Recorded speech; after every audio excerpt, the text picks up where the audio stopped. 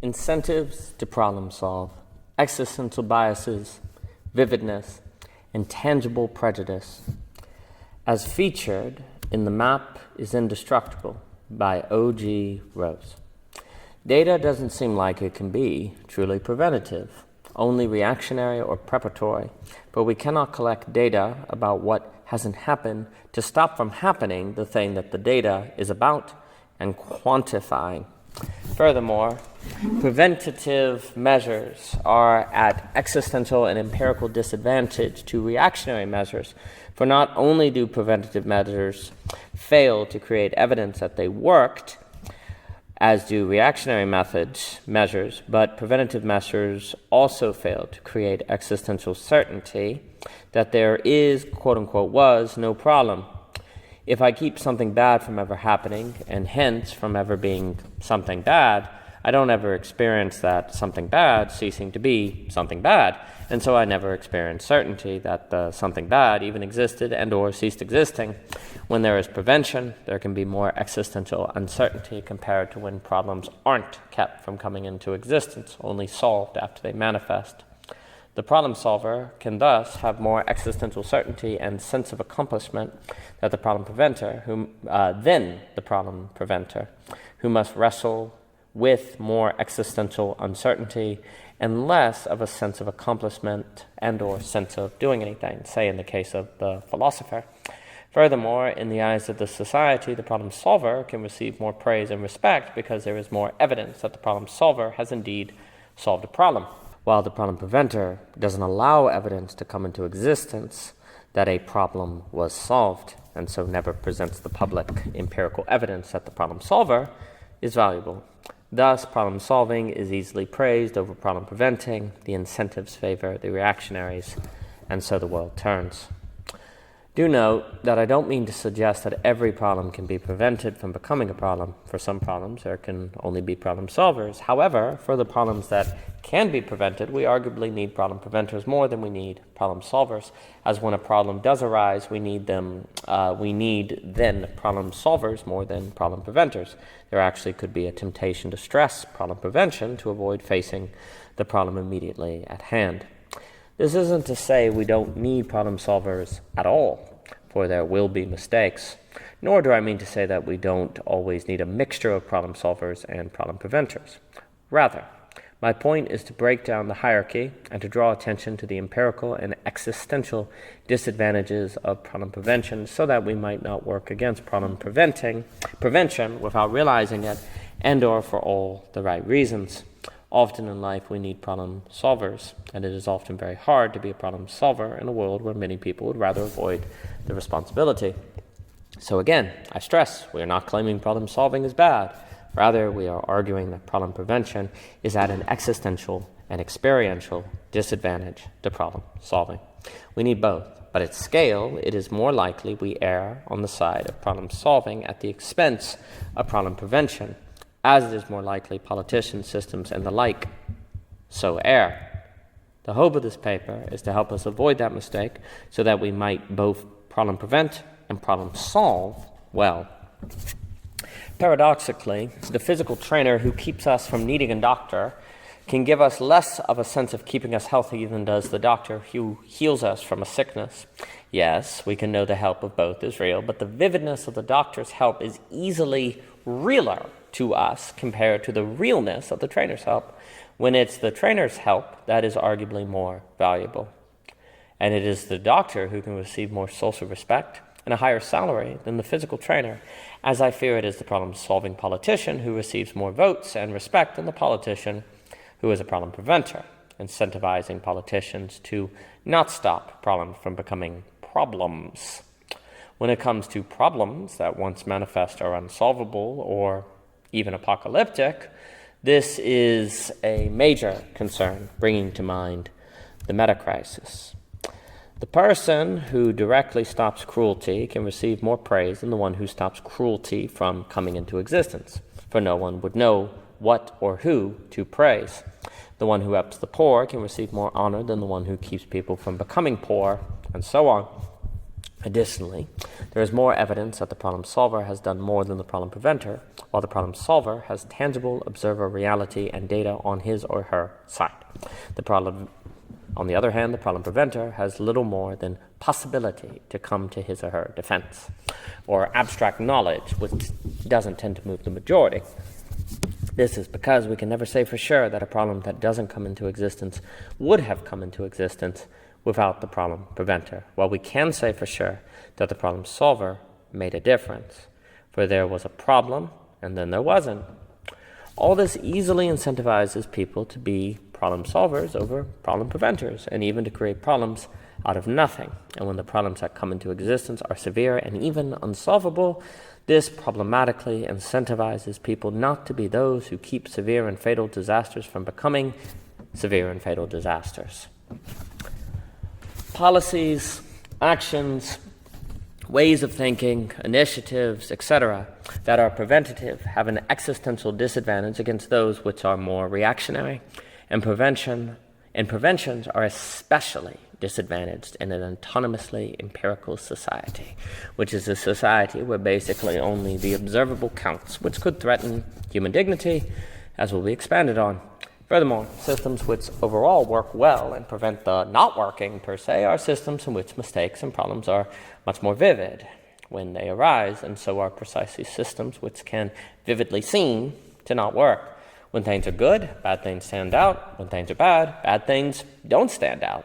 Consequently, it is badness within goodness that can easily feel the most bad, and so it is the good that can afford the experience of vivid badness. In this way, the vividness of a bad thing can motivate us to change an entire system and way of doing things that works.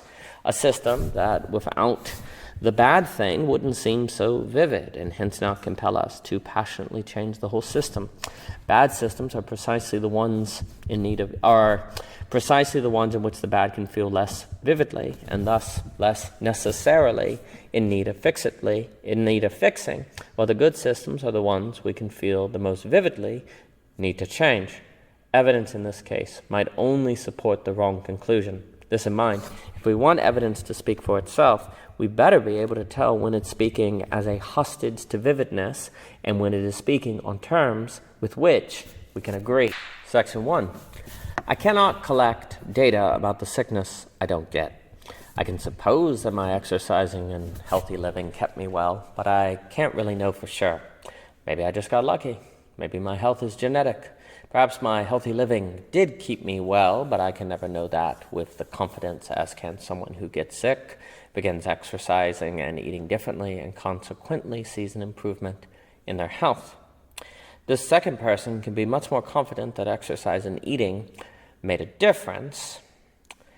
Yes, granted, it is possible that it was some other variable that caused the change, but it is doubtful the person will feel any uncertainty, even if there should be uncertainty about the difference made by the change in lifestyle. Still, the person will easily feel sure that healthy lifestyle choices made a difference, and so feel sure that he or she didn't waste time, made the right choices, and did something productive in choosing to live and eat differently.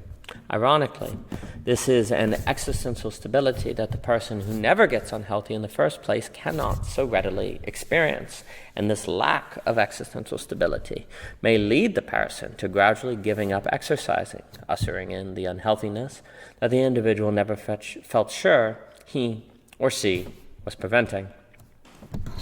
Something similar can be said about the person who, in preparing for and reading about personal misunderstandings, avoids ever falling into and experiencing personal and relationship problems. Because the person avoided trouble, the couple the person is part of never has to overcome problems, and this can make it seem as if the couple is always shallow and never quote-unquote real, especially in a society which treats conflict as a sign of authenticity and more of an indication of what's really going on than the times of joy. To outsiders, a lack of problems can be interpreted as evidence that the couple hasn't gotten into any serious or meaningful situations yet, and maybe even functions as evidence that the couple shouldn't get married. They're not ready. By this criteria, a couple must experience problems before they will be granted the blessings of outsiders. And yet, couldn't the fact the couple gets into problems be evidence that they shouldn't be together? Hence, what could be evidence that two people should be married could be evidence of the exact opposite, and the very criteria which outsiders impose on the couple to prove they are ready for marriage might require the presence of problems which can function as evidence that the couple shouldn't be married. In this way, the empirical criteria is paradoxical and even terrible. Something similar can be said about the economist who, in enacting policies that keep the economy from collapsing, creates a situation in which the economist can never prove that he or she is equipped to solve and overcome economic crises. How can we be sure that the economist is actually a good economist? Where's the proof? Perhaps it is true that it is thanks to the economist that no crisis has happened, but that cannot be said for sure. It could be due to the policies of a previous administration, the industriousness of the citizenship, and so on. The role of the economist is unclear, while the economist who stabilizes a collapsing economy might be easier to see as a hero, even if the economist is partly to blame for the economy collapsing in the first place. When trying to decide who should be the next chairperson of the Federal Reserve, the economist who stabilized a bad economy might have more evidence and/or credentials proving qualification than the economist who kept a crisis from happening at all. Of course, the economist who oversees a collapsing economy that never shows any sign of recovering is going to be less favored than the one overseeing an economy that remains stable, but it is possible that the economist who stabilizes a failing economy will be favored most of all, for that is the economist who has evidence on his or her side, ergo vividness as well. This in mind, we can say that following the evidence to wherever it may lead doesn't always lead us to the place we should go. Section 2. There will eventually be problems in this imperfect world. The runner will catch a cold, the well-informed individual in relationships will have an argument with his wife, the economist will oversee a sharp drop in the stock market. Preventative measures cannot be perfectly preventative, not because they don't work, but because the world is an imperfect place full of surprises. Things will happen, but since preventative measures easily lack evidence in their favor that they work in keeping bad things from happening to be seen as not happening, they might be easier to criticize and even mock when unavoidable imperfections arise, even when those imperfections are not as catastrophic as they would be without the preventative work. Reactionary measures and having more evidence in their favor that they did something set the board so that when we face inevitable imperfections, it is easier to think of those mishaps as not the norm and mistakes than it will be to think mishaps as not the norm in the context of preventative measures. Preventative measures, precisely because they work, do not readily create the same sense of existential certainty based on empirical observation as can reactionary measures, and so there is a higher likelihood that when an inevitable imperfection comes about, the mishap will be interpreted not as a mistake, but evidence that the preventative measures don't work. When the person who exercises catches a cold, this might be seen as evidence that exercising doesn't keep you from getting a cold. While when the person who doesn't exercise gets a cold, this will likely just be taken as a fact of life, even though it could be the result of not exercising. Alternatively, when the frequently sick person who once didn't exercise but started exercising and sees improvement gets a cold, it can be said, well, it's definitely an improvement. Yes, of course, the cold is also evidence that exercising can't always keep you from getting sick, but it is less likely the frequently sick person will think of exercising in these terms, seeing that the person has experienced tangible improvements in his or her physical condition. Because of the contrast created between how things were when there was a problem from when there was a change in lifestyle, the once frequently sick person has a clearer sense that things are different. And so, though it is possible the person could use the cold as an excuse to quit exercising because the person still caught a cold, it is less likely because the person has tangible experience and evidence on his or her side confirming the benefits of exercise. All of this suggests why we might not change much until disaster. In contrast, the person who always exercises and engages in preventative measures doesn't have this advantage, which favors us having a problem at some point when he or she gets a cold, having not readily experienced a contrast between how things were before exercise and how things are now. The person can have greater reason to think exercising doesn't work, and so perhaps a higher likelihood of quitting. Oddly, it is precisely because exercising works that getting a cold can be more readily considered as evidence that it doesn't work, for it is precisely exercising that works and so provides vividness to the inevitable imperfections of life when those imperfections appear amid and contrasted against what works. It is precisely then because something works that there might be more evidence against it, while something that doesn't work paradoxically doesn't stand out for evidence to be interpreted against it. It is what works that we tend to be critical of, not what doesn't do anything at all, perhaps priming us to be inactive, uncreative, and passive. Now, of course, this is an extreme example, for there is a consensus that exercise is good for you, and the majority support one another in exercising, regardless of results. Hence, there is a low probability that the preventative individual who catches a cold will think of this as evidence exercising doesn't work. Still, my point is to highlight a logic which is more likely to hold when it comes to more complex and uncertain matters which lack the same general consensus, such as preventative measures in economics, philosophy, and other fields.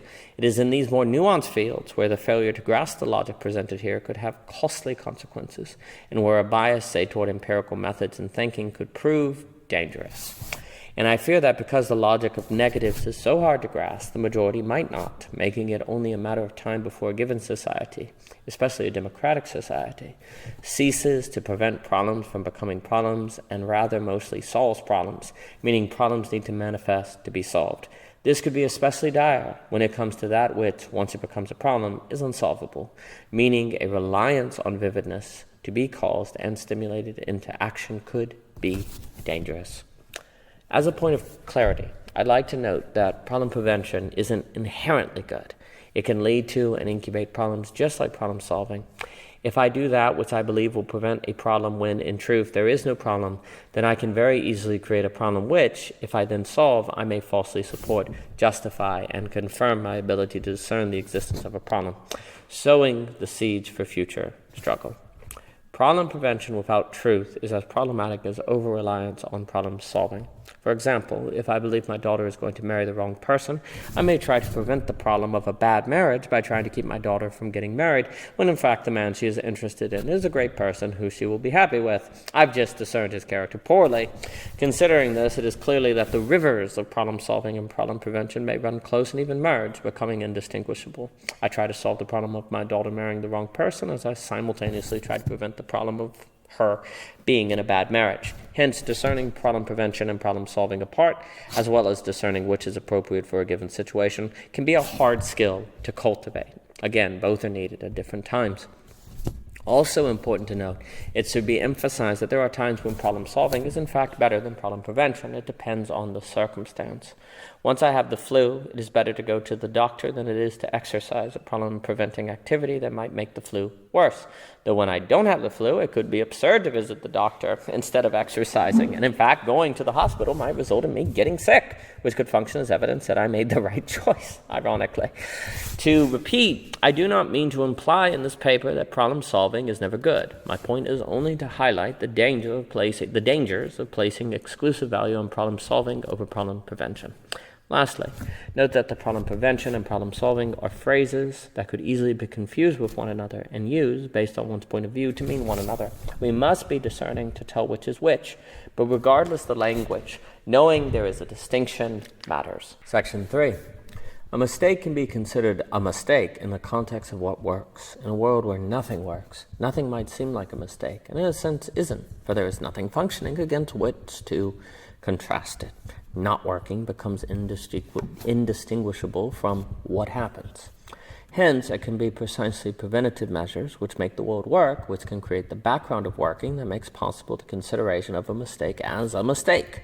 In other words, it is precisely because what works keeps bad things from happening that when a bad thing does happen, it will vividly be a mistake. In this way, what works hurts itself. Again, mistakes stand out in the context of what works. What works gives mistakes vividness, but unfortunately that means what works can be less visible to us and/or that mistakes can prove easier to see, which is to say that they are upon which focus tends to fall.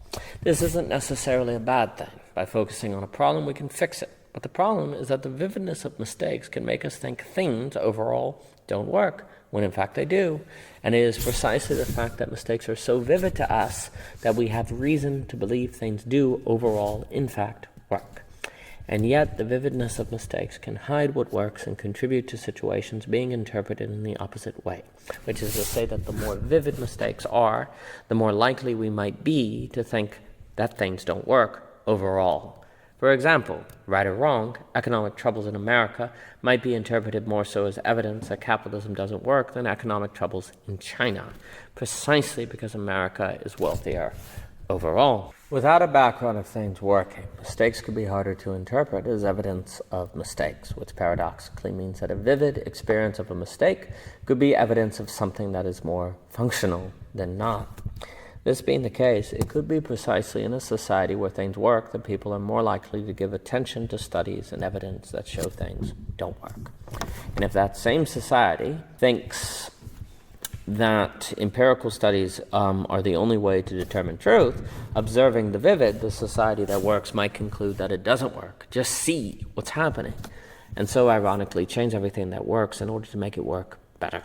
If things didn't work, mistakes might not have such vividness and so might not drive us to act and change the status quo as passionately as mistakes could in the context of what works.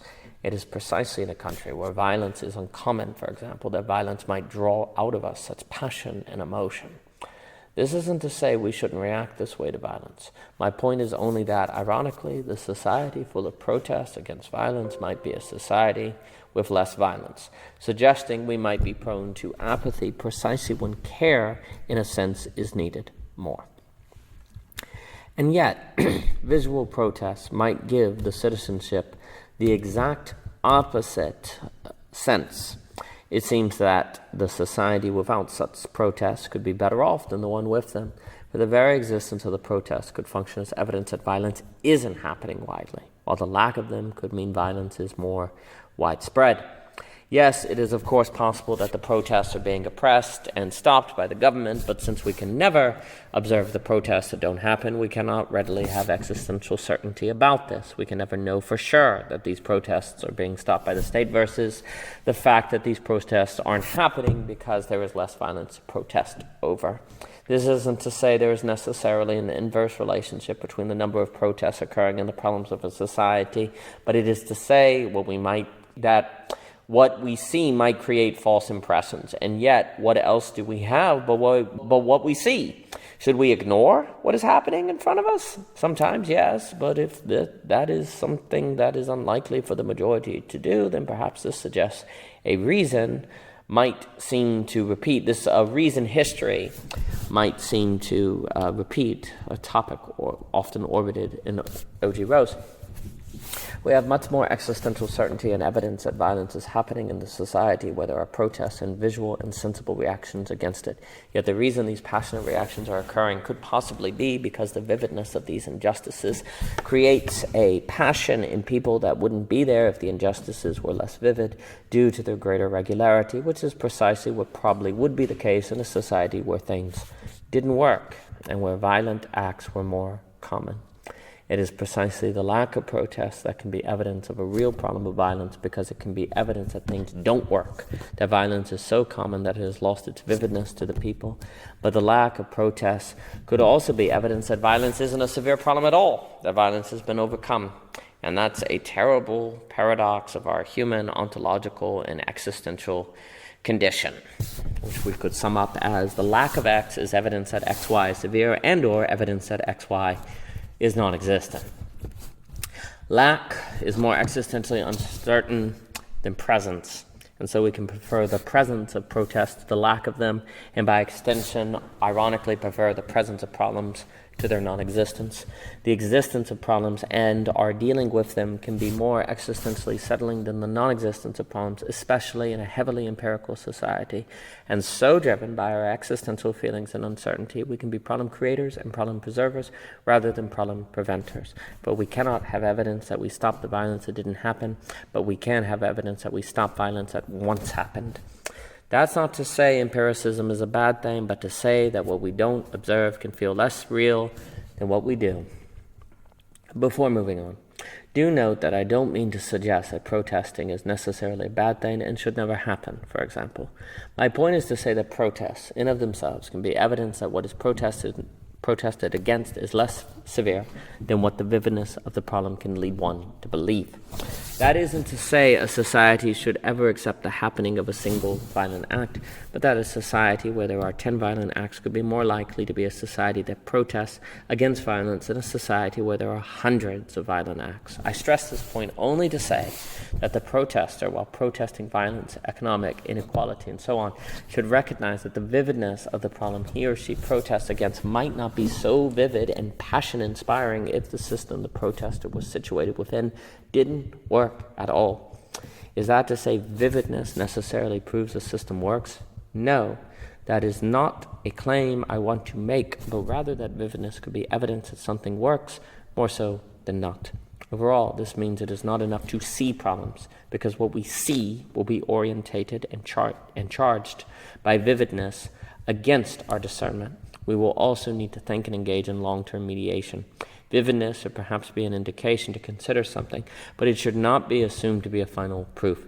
This is mainly because what is vivid to us will likely be relative to our ideology, and yet the very vividness of the problem could make this seem like a sin to even consider. Section 4. The better a system works, the more vivid the mistakes can be that emerge in it, perhaps due to the axiomatic truth that the world is imperfect, and so the higher the likelihood that people demand change, perhaps breaking everything. Alternatively, the better a system works, the better it might prove at hiding and concealing its deepest problems while making visible and thus vivid the problems that it doesn't mind the people rising up against, a distraction. In this way, a system could use vividness in its favor, like a smoke bomb, suggesting further reason why we require long-term mediation. Likewise, the system could make vivid, distracting problems, ones that the people could rise against, correct, and feel satisfied with themselves over addressing, making vivid problems that people can't fix so that they look like fools, or make problems vivid that the system knows trying to correct will cause issue or will cause pathology, and will cause unintentional consequences even, thus making the people look especially foolish when those unintentional consequences occur. There are numerous ways vividness can be used to manipulate a people, but at the same time that might be giving too much agency and intention to a system that is more emergent and random than what I've described. Hard to say. The point is only that vividness has no given meaning. If a system that works is consequently changed into a system that doesn't work, the mistakes could become less vivid, perhaps making it seem like the mistakes are being prevented or corrected. Evidence can mislead. In truth, it's because the system in which they are contrasted as mistakes is working ever less, causing a fading of vividness that is perhaps problematically and encouragingly interpreted as evidence that the effort is working. Really, the working system against which the mistake is a mistake is falling apart. The background which creates the vividness is falling apart. Evidence can mislead. If someone were to argue this, how would that individual provide evidence? A background is not easy to show, and all the evidence seems to show that things are improving, for the vividness is fading. Can we prove otherwise? Because problems in North Korea can lose vividness to us, we can cease to be concerned about them. But since there may be other problems that are vivid and that we could be passionate about ending, we will have evidence to ourselves that we aren't apathetic, as the system might provide to keep us busy.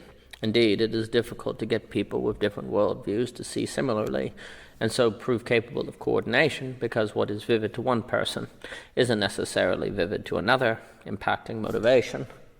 And without vividness, so can go the feeling that a case really needs to be taken up and the world seen through it. It's a closed loop. By stepping out of it, we cease to see a reason to enter it, for it is a reason we cannot see unless we enter the loop or map.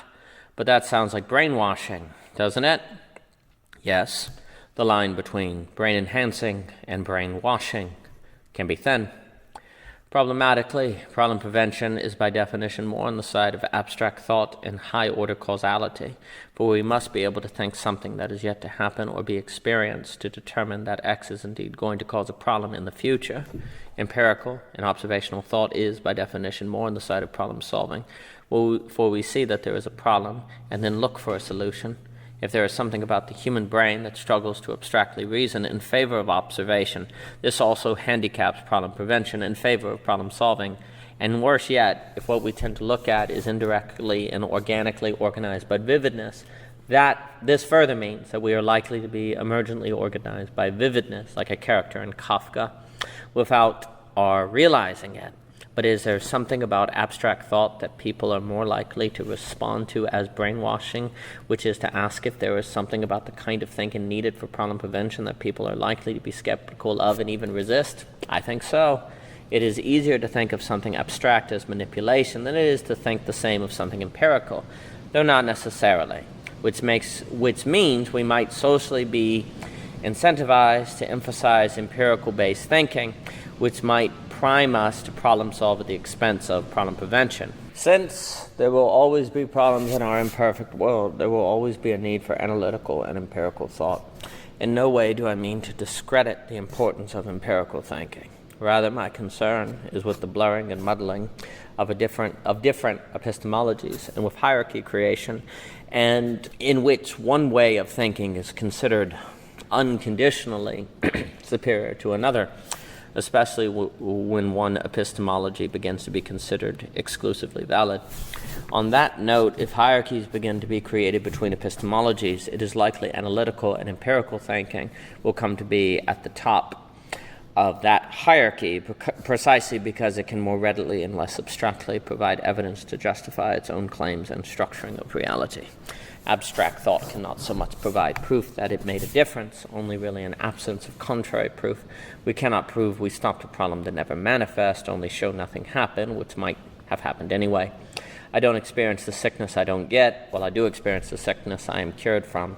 I experience indirectly the lack of sickness I don't get as being well, but I don't get proof that I'm not sick because of preventative methods. It could just as well be thanks to luck or genes. However, I do get proof, more so at least, that the medicine I was given when I was sick worked, perhaps favoring the technological essence, considering Heidegger, which leads to the disablement of Illich, capital AI of land, all topics of 2-1 belonging again to 1. Hence, evidence and certainty fall on the side of the medicine taker, not the sickness preventer, perhaps creating the impression that abstract thinking isn't needed. After all, didn't it cause all those wars of religion? And so the Enlightenment rationally developed. The only hope for the sickness preventer seems to be that he or she, by logic and of abstract thinking, gives his or herself the assurance that the preventative methods worked. That assurance and confidence must come internally, for there is no vivid or clear external validation or tangible proof. But what if the individual is self-deluded? What if the sickness preventer is just trying to legitimize all the hours of exercising so the individual doesn't feel as if all that time was wasted? What if the individual is lying to his or herself in order to feel existentially stable? The sickness preventer must find the assurance and confidence within that all this isn't the case, but isn't that what someone who really is self-deluded does? Self-delusion wouldn't function as self-delusion if it didn't entail a self-delusion that one isn't self-deluded. Precisely, which suggests that because the sickness preventer carries out preventative methods, there are the tensions of the sickness preventer. These are the tensions the sickness preventer must wrestle with. Though he or she never gets sick, the cause for never getting sick can be existential uncertainty and a lack of evidence from which to derive confidence that the methods worked. Again, suggesting probabilities on the side of the technical essence, development, disablement, capital. To avoid this anxiety, the sickness preventer might be tempted to become a sickness solver. After all, it looks like that is better, and the rest of the society seems to recognize and approve of that as well. The sickness preventer must face tensions that he or she derives confidence against from the abstract and metaphysical. The sickness solver and medicine taker isn't nearly so challenged. Yes, perhaps the medicine taker could theoretically suppose that it wasn't really the medicine that healed the sickness, but the evidence would suggest otherwise. The person did in fact get better via direct causation, or at least hard-to-deny appearance of that upon taking the medicine. The connection is clear. It is a matter of low-order causation, while prevention is a matter of high-order causality, to allude to Experiencing Thinking by O.G. Rose. Whether or not the medicine actually worked isn't my concern. My point is that the medicine taker experiences the medicine as if it does heal the sickness, regardless if it actually does. A kind of placebo effect. Experience, then, can give the medicine taker confidence that taking the medicine was a good use of time and wise choice, while experience doesn't so bless the sickness preventer. Yes, the sickness preventer may experience exercise and running, but the sickness preventer never experiences the running as if it directly prevents the sickness. The causality is more discrete, regardless if it actually does. The sickness preventer can suppose the running prevents sickness, but direct experience and causation will not so readily back the sickness preventer. Rather, the sickness preventer must derive his or her confidence from ascribing to his or her metaphysical and abstract logic. The confidence must be more intrinsic versus external. Anxiety thus favors technological essence, development, disablement, and so on. What has been said about medicine and running, sickness prevention, medicine taking applies just as well when it comes to economics, environmentalism, sociology, and so on. And what this suggests to me is that if we don't learn to derive confidence from abstract dimensions, all of these areas will indirectly incentivize problem solving and even problem creation over problem prevention, suggesting our pluralistic age might be filled with conflict, drama, and worse. Again, problem solving provides more existential stability than problem prevention, and so there is incentive and evidence in favor of problem solving over problem prevention. When it comes to issues like national debt, environmentalism, and so on, preventing these major issues from becoming unsolvable and even fatal requires us to resist folding before the existential uncertainty inherent with all problem prevention, as especially difficult where the observable is overemphasized. Can we? But where's the evidence we should? Indeed. Section 5. Since humans are sensual creatures that exist in a sensual world, it is very difficult for humans to derive the same confidence from abstract evidence and or logical argument as they can from the empirical and experiential, and to avoid anxiety can be a reason we come to rely on empiricism practically exclusively, which sets us up to both problem solve at the expense of problem prevent and to disregard abstractions even if they are unavoidable or needed, like lack is, as argued in Belonging Again Part 2. Our observable prejudice, we might say, has consequences and emerges naturally because we are primarily sensual beings in our experience, which is socially enforced for socially shareable and experientiable, and also because confidence in abstraction necessarily entails a kind of existential uncertainty. As problem prevention is inseparable from existential uncertainty, so is abstract confidence, if you will, precisely because we never experience any definite manifestation of what we have our confidence in. If we have confidence that our running is keeping us from getting sick, we never experience the sickness. We don't get to ground our confidence in actuality. The confidence is experientially indivisible from possible delusion and easily criticized and labeled as such in favor of empiricism and problem solving. Abstract confidence, hence, is a kind of uncertain certainty, and it is this paradox that contributes to the naturalness of our observable prejudice. To have abstract confidence, we must train ourselves to be who we aren't naturally oriented to be because of our senses, because of the vividness of physicality over abstraction, especially between people and so on. We must train ourselves to be more abstract than physicality trains us to be, though we are metaphysical beings. Being conscious seems to entail a natural, tangible preference, tangible prejudice, which oddly at the same time avoiding the concrete and real. And yet consciousness itself, being metaphysical and abstract, is one of the entities threatened by that very prejudice. With tangible prejudice being natural, it also seems natural in that humans be oriented toward relying on empirical methods more exclusively, though that isn't to say humans can also have natural religious orientations and so on. So natural that we then threaten human dignity, rely on data, so on, becoming overly influenced by vividness and prefer and incentivize problem solving over problem prevention. As hopefully is clear, learning to overcome our tangible prejudice is of the utmost importance for people in conflict with its metaphysical dimensions that fails to garner confidence from the abstract as it does from the physical, that fails to be problem preventers over just problem solvers, that fails to learn to resist the power of vividness, that ultimately comes to rely exclusively on observation and tangible methods, and that consequently threatens human dignity, is a citizenship that will suffer and perhaps be unable to tell that it does. That said, there are ways tangible, sensual, and or observable prejudice can actually check and balance itself. For example, a bias for empiricism, because it might ever reform and always seeking more data for each possible reform measure, can help us avoid impulsively overreacting to a vividness of a mistake, which could be vivid precisely because it is located within a functioning system. And this way, a tangible prejudice is not all bad, but it also entails points of weakness that leaves us vulnerable to mistakes. Empiricism and vividness can help restrain one another, yes, but it would be better if that restraint emerged primarily from abstract thinking. But that is more existentially anxiety-producing, hence why we tend to leave open a weak spot that leads us into favoring problem solving over problem preventing. Furthermore, overly dedicated to empiricism, we might make the mistake of combining our tangible prejudice with vividness, and thus say that what vividly organizes us is empirical, tangible, and hence unquestionable, which is to say we believe it is empirically true that we need to commit Chesterton's fence fallacy. This in mind, a tangible prejudice is not the more reliable way to keep vividness balanced and checked. A failure to cultivate abstract confidence and abstract thinking can make a people more toward being a people of problem solving over problem preventing. Is this to say such a society can't problem prevent at all? No. It's to say that it's less likely and prevalent. But here we can note something very important. And if and when such a society does engage in something more preventative, it will likely have to do so on grounds of it's the rational thing to do, or it's for the greater good, which is to say it will have to rely on more abstract principles that appeal to a universal law, shared humanity, or something similar. The non-contingent abstraction will have to appeal to a common experience or a common notion, but this seems to be the closest an abstraction can do to create an effect of observation and tangibility. This, of course, does not follow, but again, appealing to what's rational and to our common humanity seems like an appeal to something basic and concrete, for we all have rationality and humanity, yes?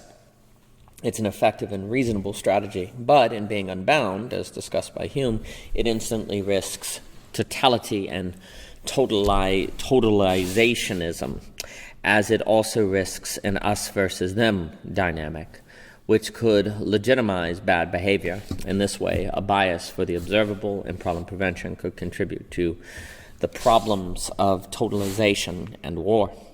If someone says we should do X because of Y, and not everyone agrees that Y leads to X, those people could quickly be labeled inhumane, irrational, uneducated, and so on. The list of ways to other is long. Since this society is untrained and unpersuaded by abstraction, when it does, though, appeal to abstractions and finds not everyone on board with them, the only tool this society will likely have left is smearing, insult, power, debate tricks, and the like, which is to risk social cohesion and possibly cause backlash. And perhaps those arguing for X through doing Y are correct and right in their argument. But even if they are, because they are unable to persuade, entertain abstraction, or incubate abstract confidence, the likelihood of them completing the process and actually helping spread what's best is very low. People will likely rebel and resent the challenge, which then might suggest a need for power, force, or othering. As a war doesn't win if it can't, as a war isn't won if it can't keep the peace afterwards, so a good argument is only as good as its capacity to persuade people to align with it. Where abstract confidence is lacking, to persuade will likely mean to force. It's another topic mentioned throughout O.G. Rose, but because we naturally entail a tangible prejudice, it's a tangibility prejudice, it seems obvious that we are also biased to be concrete and real, right? But that's the odd part.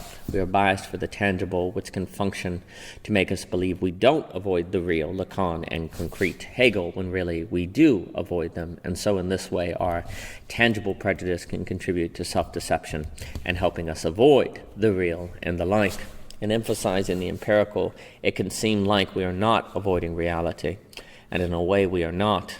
But this focus on reality can be a way that helps us avoid the real, precisely because we bracket out our subjectivity from our consideration. In this way, our tangible prejudice would seem helpful for taking seriously Hegel and Lacan, but really it makes them invisible with other means of focusing on problem prevention. It's a brilliant sleight of hand, but a sleight of hand all the same. Section 6. To review and begin our conclusion, to exclusively problem solve could lead to an over-reliance on data, which could result in humans being treated like lab mice, threatening human dignity, without metaphysical and abstract confidence, considering that the nature of reality is such that we don't see the sickness we don't get, thanks to preventative measures per se. Evidence will gradually build that reliance on data and empiricism exclusively is objectively superior to abstract thinking, since abstract thinking cannot readily provide empirical evidence of its effectiveness. But when it saves us from crisis, we never see it saving us from that crisis and can always reasonably posit that something else is why the crisis never happened, not that we'll ever suppose that. On the other hand, when bad things happen, we can say with much more confidence that data helped us identify a problem and how to solve it. And if that problem is solved, there will also be evidence that data helped. Abstraction is best stayed out of the way. To stress, all this isn't to say data is bad or that it shouldn't be gathered. After all, things will happen. We are in time, and data should be collected on what happens. The point is only that it is dangerous to disqualify ways of thinking that aren't primarily empirical or data-based, in the same way that it is terrible to underappreciate the physical trainer who keeps us from getting sick while overesteeming the doctor who treats us once we are sick. The doctor is important, yes, as is the scientist, but it's better if we never need the doctor, as it's better if we never need research to determine how to stop bad things that have and are happening. Again, since we are in an imperfect world, bad things will happen, and so there will always be a place to collect data about those unfortunate happenings. But it is best if we can adopt ways of thinking and abstract confidence that will help there be less bad things at all. Humans are creatures of emotions, and this too, along with empiricism, can contribute to us being problem solvers over problem preventers.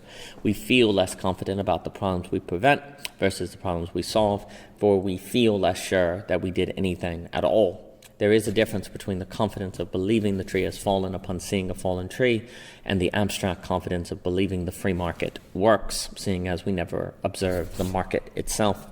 To prevent something can fail to make us as confident that we did something as can to solve something, and so problem solving can have an incentive in its favor that problem prevention lacks. Incentivized by this feeling of succeeding at something, we can be incentivized to problem solve over problem prevent, and how the society might praise and honor problem solvers over problem preventers only intensifies that incentive. The majority tend to be more sense-minded than abstract-minded per se, as we don't feel the same confidence of having done something meaningful in problem preventing as we do in problem solving, and as we don't get the same assurance that we're not self-deluding and rationalizing ourselves into thinking I've done something meaningful, so too we don't feel the same sense of accomplishment, success, and recognition, all of which for the problem solver is backed by evidence, data, and or proof. The deck is naturally stacked against us. Abstraction is practical in that problem prevention is practically more beneficial than problem solving, and attunement and training in abstraction is a condition needed for us to problem prevent. Hence, we need to deconstruct the tendency of associating abstraction with being impractical, because otherwise how we define practical further contributes to the tendency to problem solve at the expense of problem prevention. A society apt in problem prevention is a society that is more comfortable with metaphysics, abstract thinking, and the reality that problem prevention cannot necessarily pass empirical critiques, all of which means problem prevention is highly unnatural. The odds are against us, but perhaps if we were more comfortable with abstraction, we'd simply entertain disembodied and autonomous forms of rationality, which contribute to self-effacement. Perhaps, if we must err, it's better to err on the side of the problem solver, of problem solving, versus absorb the risks that come with abstraction and problem prevention. Perhaps, but I'm not sure if proving unskilled in abstraction now doesn't just mean that bad abstraction and bad philosophy Hume prevails. As discussed in Belonging Again, perhaps a natural world was once in history a world not run by abstraction before the spread of philosophical consciousness and collapse of givens. But now we are all existential and philosophical, paradoxically, precisely, as we disavow everything but the sensible, practical, tangible, and observable. Empiricism can smuggle in its metaphysics. hence a reason why we find ourselves so self-effaced and self-devouring. We are all abstracted now. The question is only if we engage in abstractions well or poorly. As we ironically stress the natural world, what's unnatural might save our nature. For more from The Map is Indestructible, please see the playlist on YouTube or the list on Medium. And for more by O.G. Rose, please visit YouTube, Twitter, Anchor, Instagram, Amazon, so on and so forth. And all purchases of books and reviews on Amazon is greatly appreciated. And thank you so much for your time.